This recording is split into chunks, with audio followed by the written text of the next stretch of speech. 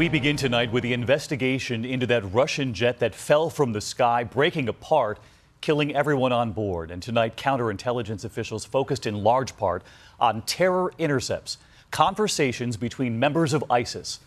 Those conversations came after the mid-air catastrophe, and authorities say they can be heard talking about a bomb.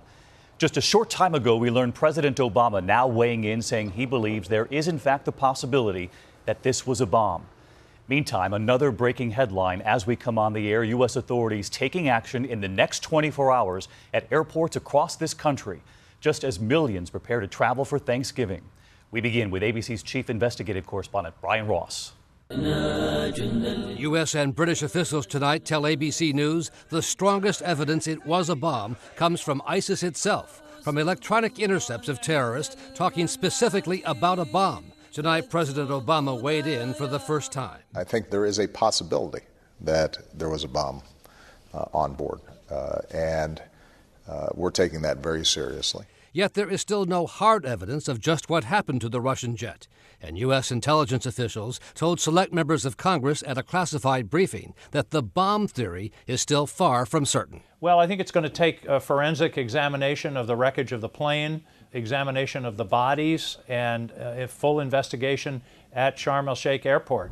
And the focus tonight for U.S. and British intelligence is on security, or the lack of it, at the airport in Sharm el-Sheikh, and fears that if it was indeed a bomb, that ISIS had an insider here with access to the luggage hold. If ISIS has been able to do this at that airport, then how many other airports have they been able to get into, infiltrate, or are they working on right now? Tonight, with thousands stranded as British and German flights were canceled, the head of airport security here was reportedly removed or promoted. ABC's Alex Marquardt is at the airport tonight. Security here clearly making a show of being extremely thorough, patting down little kids, telling everyone to take off their shoes, far stricter than they are normally.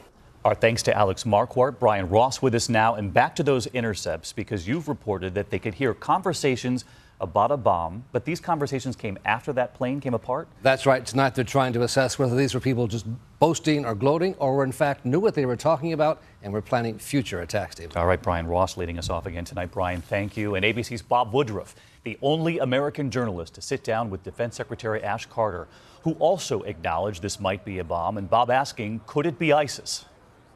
Do you think there is a possibility that ISIS could have been involved in this? Well, there's always a possibility in this case. And in fact, ISIS is now metastasized around the world, both by having branches in various places, as it has in the Sinai. But I don't have any information to share with you on that base that gives us an independent view.